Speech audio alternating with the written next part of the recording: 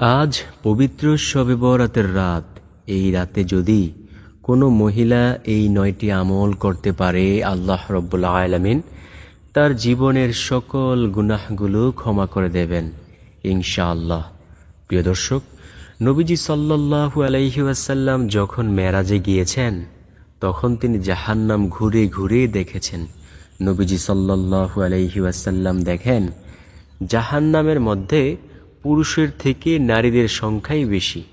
নবীজি সাল্লাল্লাহু আলাইহি ওয়াসাল্লাম দুনিয়াতে আইসা সাহাবায়ে কেরামদেরকে সতর্ক করে দিয়েছেন, ও সাহাবায়ে কেরাম, তোমরা তোমাদের বাড়ির স্ত্রী লোকদেরকে সতর্ক করে দিও, কারণ আমি জাহান্নামের মধ্যে দেখলাম জাহান্নামের মধ্যে পুরুষের থেকে নারীর গুণ অনেক বেশি।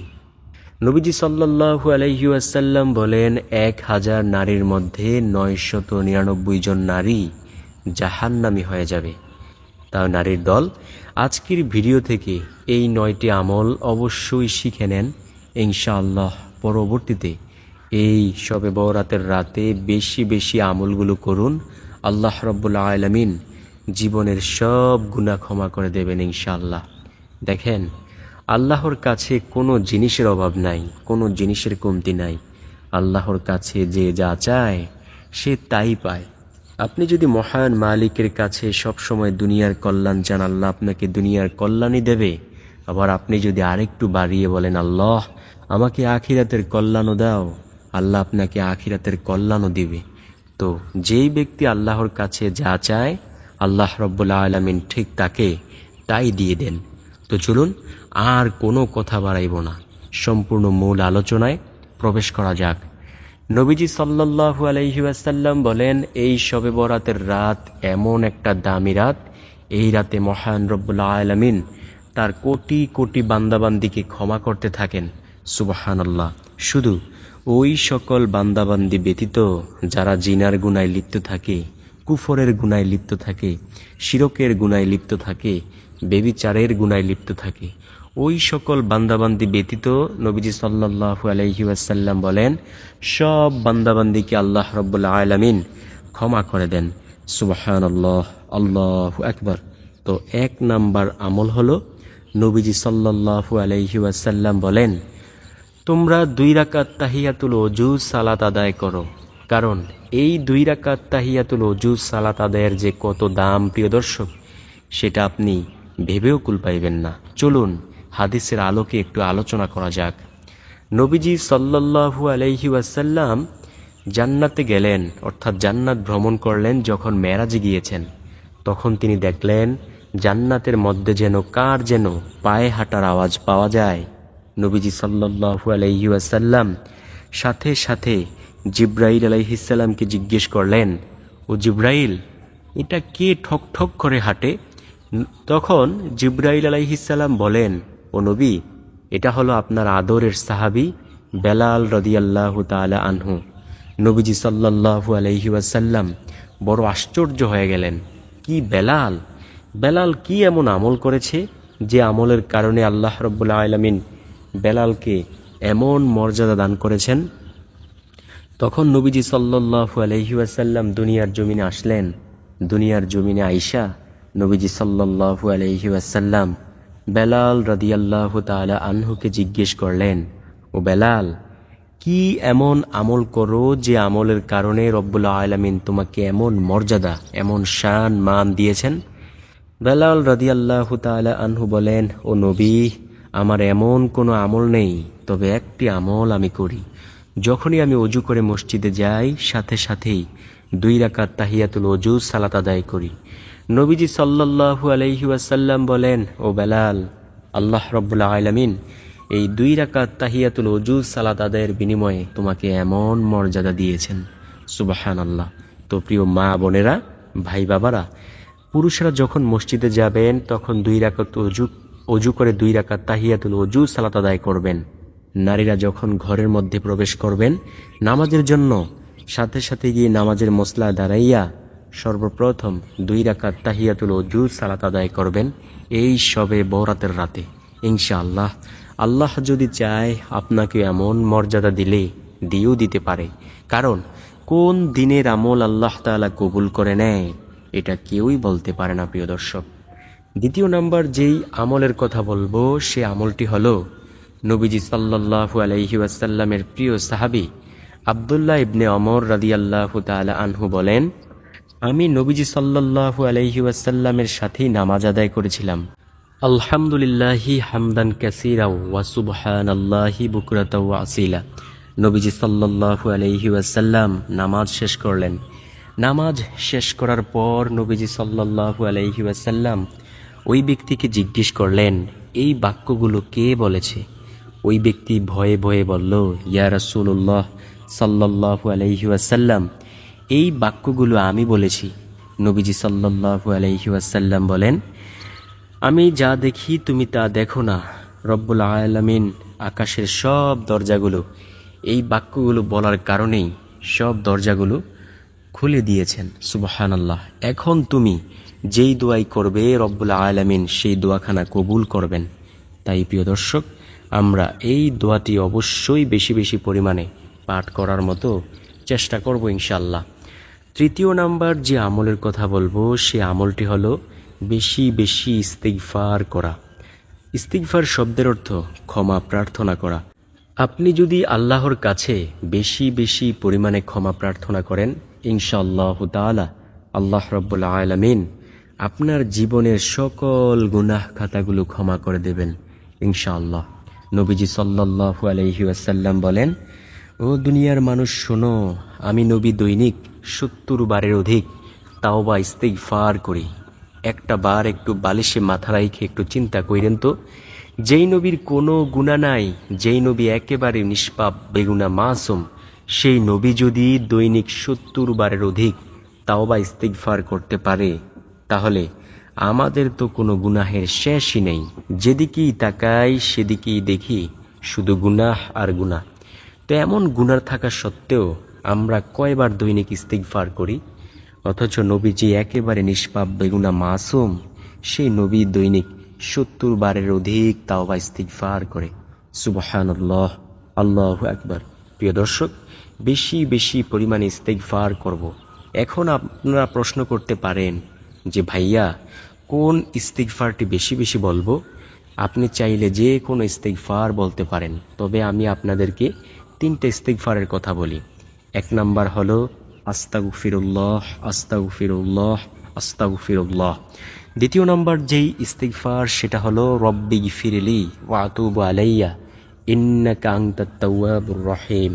আমি আবার বলছি, রব্বিগফিরলি ওয়া আতুবু আলাইয়া ইন্নাকা আনতাত তাওয়াবুর রহিম।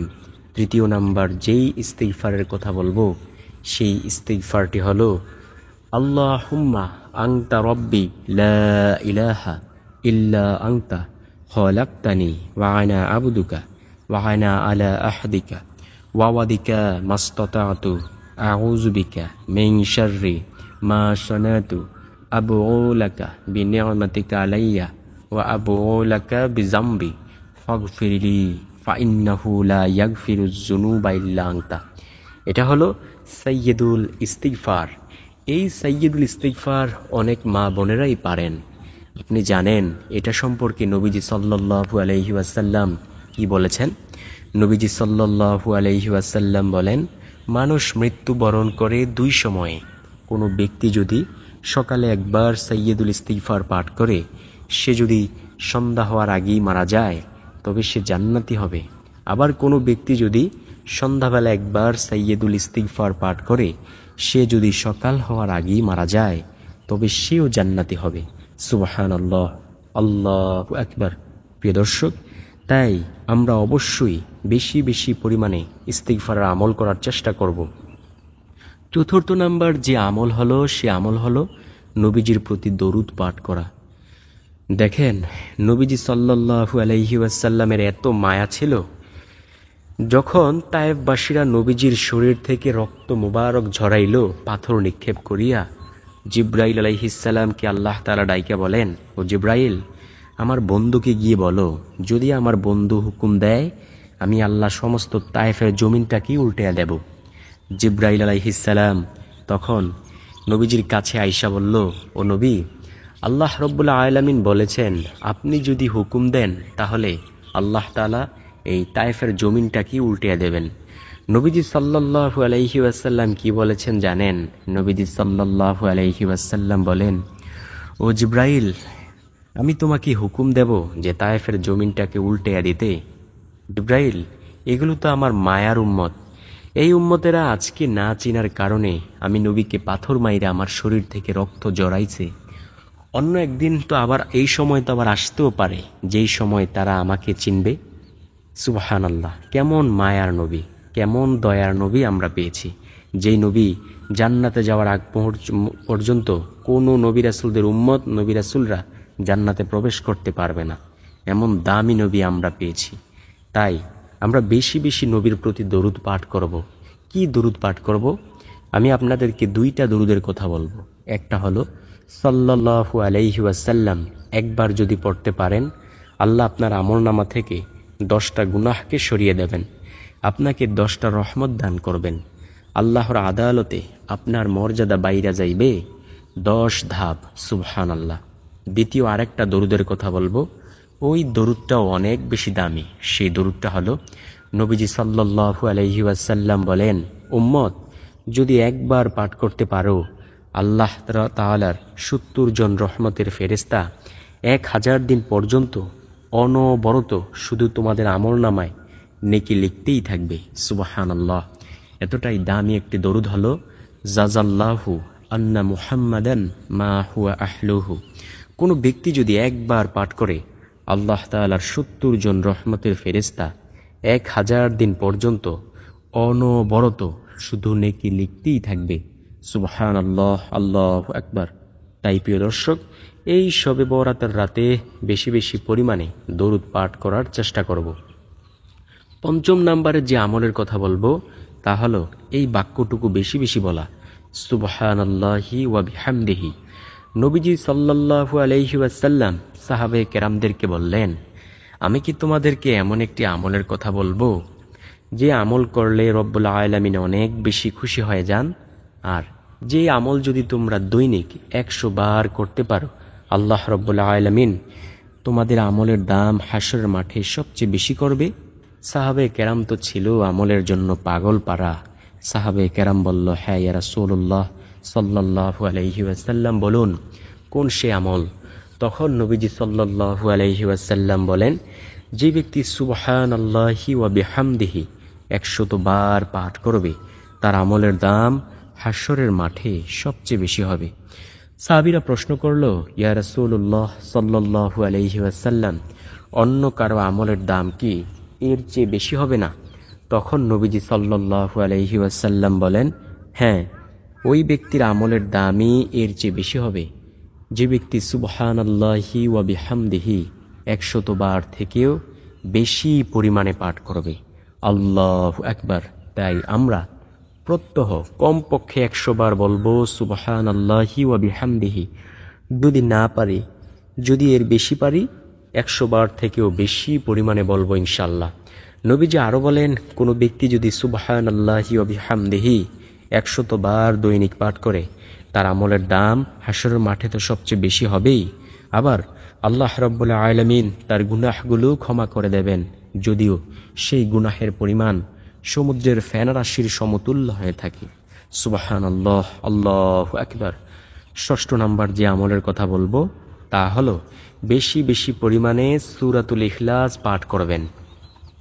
নবীজি সাল্লাল্লাহু আলাইহি ওয়াসাল্লাম বলেন, কোনো ব্যক্তি যদি মাত্র 3 বার সূরাতুল ইখলাস পাঠ করে, রব্বুল আলামিন তাকে এক পারা নয়, সম্পূর্ণ কোরআন খতম করার সমান সওয়াব দিয়ে দেয়। সুবহানাল্লাহ। কোনো ব্যক্তি যদি একবার পাঠ করে, আল্লাহ রব্বুল আলামিন তাকে 10 পারা কোরআনুল কারীম খতম করার সমান সওয়াব দিয়ে দেয়।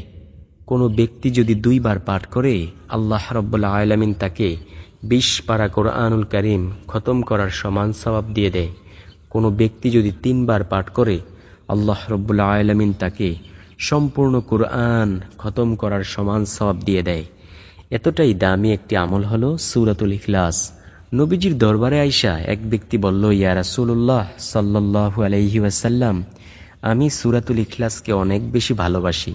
নবীজি সাল্লাল্লাহু আলাইহি ওয়াসাল্লাম বলেন, শোনো, যেই ব্যক্তি সূরাতুল ইখলাসকে ভালোবাসে দয়াময় রব্বুল আলামিন তাকে ভালোবাসে, আর এই ভালোবাসার শেষ পরিণাম ফল হবে আল্লাহর জান্নাত।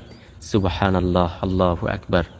7 নম্বর যে আমলের কথা বলবো তা হলো বেশি বেশি পরিমাণে পাঠ করা লা হাওলা ওয়ালা কুওয়াতা ইল্লা বিল্লাহ। নবীজি সাল্লাল্লাহু আলাইহি ওয়াসাল্লাম সাহাবায়ে কেরামদেরকে বললেন, আমি কি তোমাদেরকে এমন একটি আমলের সুসংবাদ দেব যে আমল করলে তোমরা জান্নাতের গুপ্তধনের সন্ধান পেয়ে যাইবা? সাহাবায়ে কেরাম তো ছিল আমলের জন্য পাগল পারা। সাহাবায়ে কেরাম বলল, হ্যাঁ ইয়া রাসূলুল্লাহ সাল্লাল্লাহু আলাইহি ওয়াসাল্লাম, বলুন কোন সে আমল?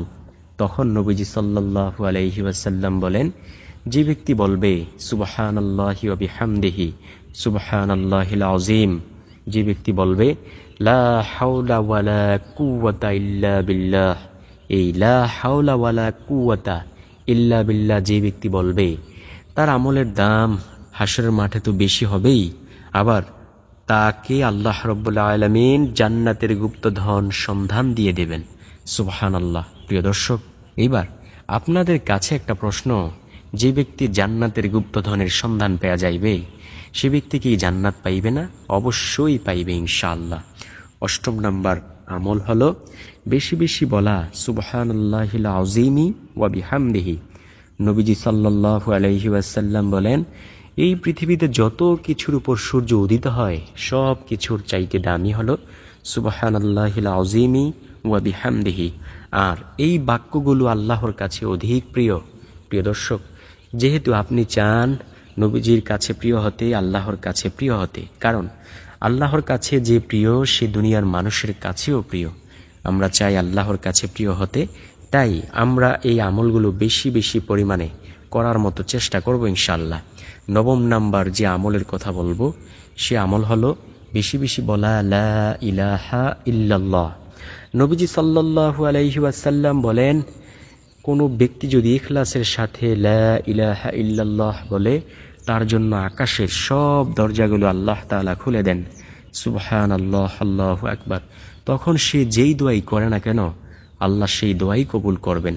নবীজি আরো বলেন, যার জীবনের শেষ কথা হবে লা ইলাহা ইল্লাল্লাহ সে জান্নাতি হবে। সুবহানাল্লাহ। নবীজি সাল্লাল্লাহু আলাইহি ওয়াসাল্লাম ইরশাদ করেন, আল্লাহ রাব্বুল আলামিন হাশরের মাঠে নবীজি সাল্লাল্লাহু আলাইহি ওয়াসাল্লামকে ডাইকা বলবেন, ও আমার বন্ধু মুহাম্মদ